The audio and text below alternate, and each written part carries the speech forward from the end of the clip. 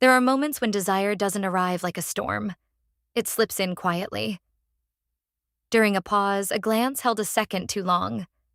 A choice that feels small until it isn't. I didn't know that night would redraw the map of my marriage. I only knew I was wearing black, and my husband couldn't stop adjusting his cufflinks. Before I go any further, let me say this. What unfolds next isn't a confession meant to shock, nor a fantasy meant to seduce. It's about that subtle pivot when restraint loosens, when certainty softens, and when you step somewhere unfamiliar before realizing you've crossed a line at all. Stay with me until the end. Subscribe. Turn on notifications because some stories don't just ask for your attention, they ask for your honesty. I smoothed the fabric of my dress as Evan checked his reflection in the hallway mirror for the third time. 34, married for 9 years, and somehow he still found ways to surprise me. A sky dinner? I'd laughed when he first suggested it. Trust me, he'd said, brushing a kiss across my temple. When we reach the top, you'll understand. Now, the summer festival glowed beneath us. Strings of lights, music drifting like perfume, laughter rising and falling with the breeze. The massive observation wheel loomed ahead, its glass capsules floating slowly against the darkening sky. Evan's fingers laced through mine as we approached. Private capsule, he told the attendant. The man barely glanced up. Gondola 7-time service. Evan squeezed my hand. Everything's arranged. The cabin swayed gently as we stepped inside. Cushioned seats, soft lighting, windows wrapping the city around us like a promise. Far below, streets shimmered, lives unfolding without any idea how close I was to changing mine. Evan, however, was restless, phone in hand, fingers tapping, a rhythm that didn't match the calm he'd promised. You okay? I asked.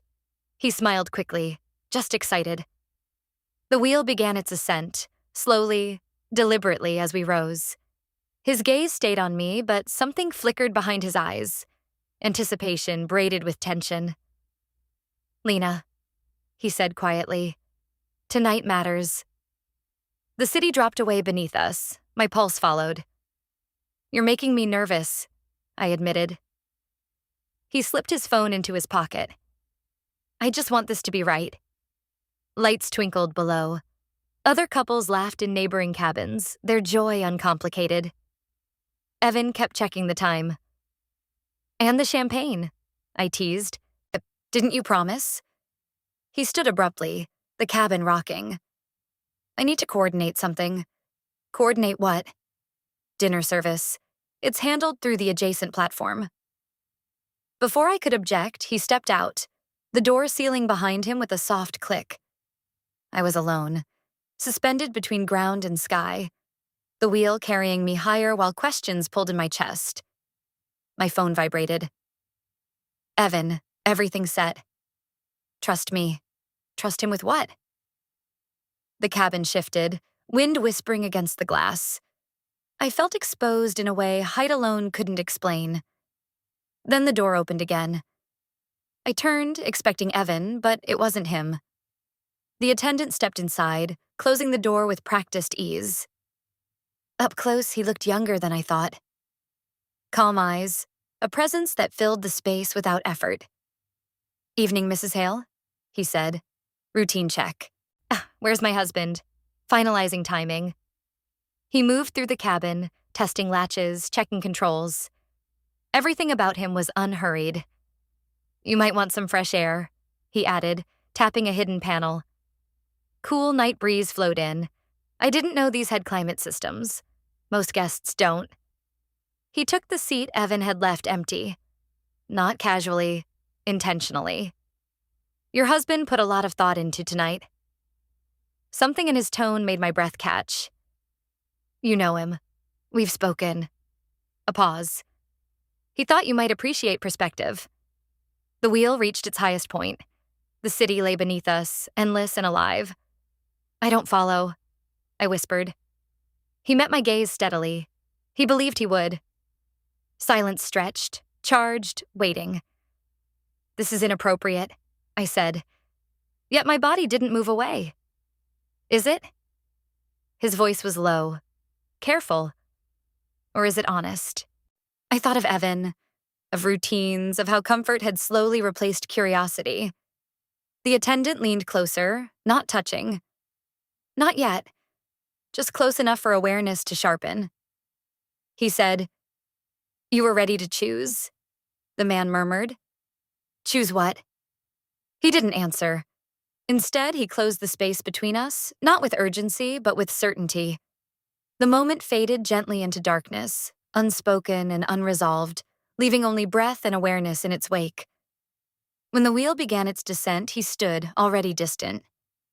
"Your husband will meet you at the base," he said. "Timing is important. How do you know so much?" "It's my job." At the door, he paused. "Whatever happened here was yours." Then he was gone. The city rose to meet me again. The cabin felt altered. So did I. My phone buzzed. "Evan, how's the view?" I stared, then replied, "Different than I imagined." Champagne waited beside the door. I poured a glass, steadied myself. When the gondola reached the platform, Evan was there, smiling, hopeful. So he asked, "Was it worth it?" I met his eyes. Yes. Later, under the fading festival lights, he stopped walking. "Did you feel something up there?" he asked gently. "Something real?" Understanding settled slowly. "You knew," I said. I hoped. His hand found mine, not possessive, open. As we drove home, silence wrapped around us. Not awkward, but thoughtful. "Are you angry?" he asked. "I don't know," I said honestly. "That's okay." At home, coffee steamed between us like a bridge. "I keep thinking about the moment," I admitted. Evan didn't flinch. "What did it tell you?" "That I want to feel alive." "Then we'll learn how," he said. Weeks later, on a rooftop downtown, and city lights flickering beneath our feet, Evan raised his glass. "To clarity," he said, "to choosing," I answered. That night wasn't an ending. It was an invitation. We didn't rush to leave the rooftop. The city breathed around us, lights pulsing softly, traffic humming like a distant ocean.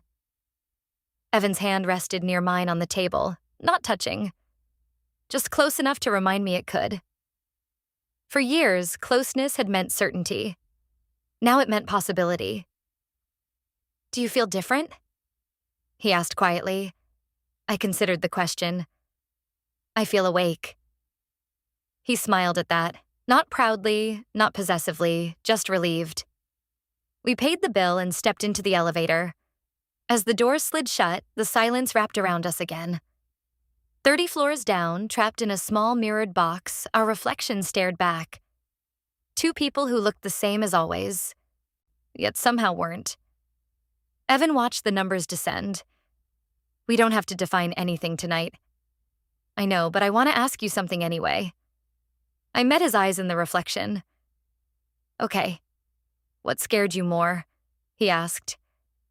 "The idea that something might happen or the idea that nothing ever would?" The elevator slowed. My answer came without thinking. "Nothing happening." The doors opened to the lobby, but the question followed us all the way to the car. The drive home felt different than usual. No radio, no small talk, just the low sound of tires against asphalt and the quiet awareness of each other. When we stopped at a red light, Evan reached over, not to take my hand, but to turn it palm up, studying it as if seeing it for the first time. "You don't have to explain yourself to me," he said. "I know. I just want you to keep being honest." "I can do that," I said. "I think." He nodded. "That's enough." At home, the lights stayed off. We moved through familiar rooms as if they were new spaces, discovering angles we'd stopped noticing.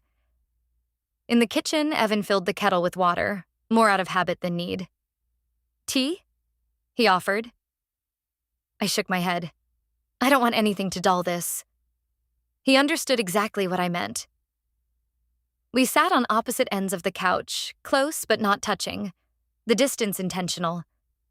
Outside, a neighbor's porch light flicked on. Somewhere a dog barked. Ordinary life continued, unaware. I keep thinking, I said softly, about how easy it would be to pretend tonight was just dinner, and how hard it would be to forget it. He replied. Silence settled again, thicker now, but not uncomfortable. What happens if we change? I asked. If wanting more means becoming people we don't recognize. Evan leaned back, staring at the ceiling. Then maybe we finally meet ourselves properly. I turned toward him. You're not afraid of losing me? I'm more afraid of losing you slowly, he said, right in front of me. That was the moment something eased inside my chest. Not excitement, not guilt, just space, room to breathe. Later in the bedroom, we moved carefully, like people relearning a language they once spoke fluently. No rush, no assumptions, just shared air, shared warmth, the quiet acknowledgement of choice. When the lights went out, Evan whispered, "Thank you for trusting me." I replied without hesitation, "Thank you for letting me." Sleep came slowly but peacefully. In the days that followed, everything looked the same, and nothing did. Morning stretched longer. Coffee tasted stronger. Conversations wandered into places we used to avoid. We asked real questions at inappropriate times. We laughed more. We argued better. One evening while washing dishes side by side, Evan said, "I signed up for the photography class." I smiled. I enrolled in that cooking course. He glanced at me. "Look at us, reckless, intentional," I corrected. We started walking after dinner, just around the block at first, then farther, talking about places we'd never been, versions of ourselves we'd postponed. One night, as we passed houses glowing warmly from within, Evan said, "I don't think clarity is a destination." "No?" I asked. "I think it's a practice." I like that. It meant there was room for mistakes, for growth, for honesty without guarantees.